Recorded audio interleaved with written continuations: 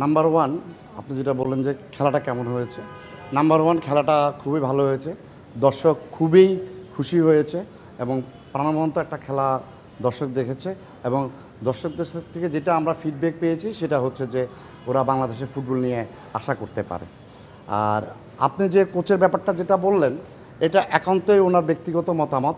আর আপনারা ইতিমধ্যে শুনেছেন যে বাংলাদেশের ফুটবল ফেডারেশনের সম্মানিত প্রেসিডেন্ট উনি অলরেডি বলেছেন যে এটা ওনার মতামত, এটা আমাদের মতামত নয়। সো আমি as a being a member হিসেবে আমি বলতে পারি বাংলাদেশ ফুটবল ফেডারেশনের বোর্ড মেম্বার হিসেবে যে আমাদের এটা যদি কোচ পরিবর্তন বা নতুন কোচ আনা হবে এটা অ্যাবসলিউটলি যে ন্যাশনাল কমিটি আছে সেই ন্যাশনাল কমিটির চেয়ারম্যান হচ্ছে বাংলাদেশ ফুটবল ফেডারেশনের প্রেসিডেন্ট জনাব তাবিদ আওয়াল, উনি বোর্ডে সেটা আলাপ করবেন।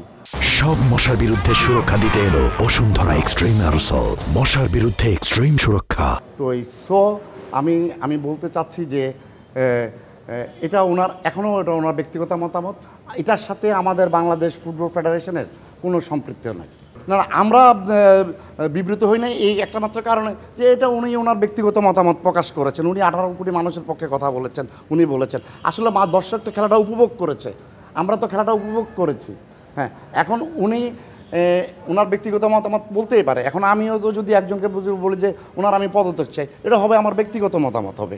এটা যেখানে অলরেডি সেখানে প্রেসিডেন্ট মহোদয় উপস্থিত আছেন, হ্যাঁ, প্রেসিডেন্ট অলরেডি সেই ব্যাপারে আপনাদেরকে ব্যাখ্যা দিয়ে দিয়েছেন যে এটা ওনার ব্যাপার, আর আমাদের ইন্টারনাল মিটিংয়ে এমন কোনো কিছু আলোচনা হয় নাই।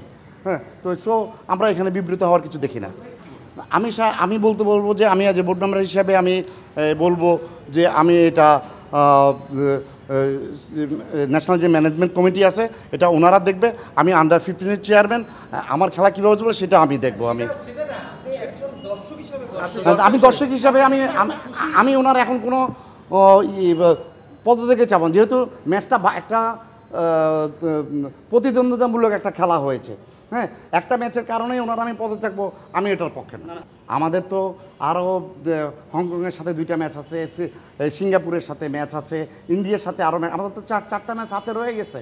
হ্যাঁ, তো আমরা তো এই মুহূর্তে বলতে পারি না যে একটা ম্যাচের যে আমরা দেখেছি এটা একটা আমরা পেনাল্টি পেয়েছি, আমরা পেনাল্টি থেকেও বঞ্চিত হয়েছি, রেজাল্ট ভালো হলে তো আজকে এই প্রশ্ন আসছে না। সুতরাং আমরা এত সকালে আমার মনে হয় না যে আমি ব্যক্তিগত চাচ্ছি যে এই মুহূর্তে আমি ওনার পদত্যাগ চাচ্ছি না। হ্যাঁ, আমি ওনার পারফরমেন্সে যেটুকু দেখেছি যে যে খেলাটা হয়েছে, হ্যাঁ, দর্শকরা কিন্তু বাংলাদেশ এবং সিঙ্গাপুরের একটা প্রতিদ্বন্দ্বিতামূলক একটা খেলা দেখেছে। হ্যাঁ, সেক্ষেত্রে আমি কিন্তু খেলাতে আমি খুশি। আর কোচ পরিবর্তনের সিদ্ধান্ত সেটা ন্যাশনাল ম্যানেজমেন্ট কমিটি আছে, ওনারা সিদ্ধান্ত নেবেন, পরে হয়তো বোর্ড মিটিংয়ে সেটা পেশ করবেন। আমি খেলা দেখে খুশি ভাই। না, আমাকে সিন্ডিকেটের লোক আপনি বলবেন কীভাবে? আমি তো বোর্ডের বাইরে গিয়ে কোনো এককভাবে সিদ্ধান্ত দিতে পারি না। আমি বোর্ডের বাইরে গিয়ে কিন্তু কোনো সিদ্ধান্ত দেওয়ার মতো আমার সে ক্ষমতা নাই। তাহলে আপনি আমাকে সিন্ডিকেট বানাবেন কীভাবে? যা আমাদের বোর্ড যখন সিদ্ধান্ত নেবে তখন আমি বাইরে এখান থেকে এসে আমি আপনাদেরকে বলতে পারি। এর আগ পর্যন্ত তো আমি সিন্ডিকেট হলাম কীভাবে? না, ব্যক্তিগত আমাকে সিন্ডিকেট বলতে পারেন না।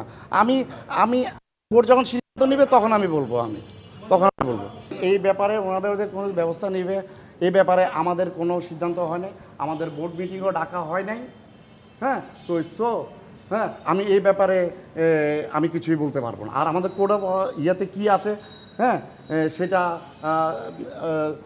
Very nose to president. So আমি কার শাস্তি হবে না আপনি যেটা বলতে চাচ্ছেন এটা বলার এখতিয়ার আমার নাই, আমার সে ক্ষমতাও নাই।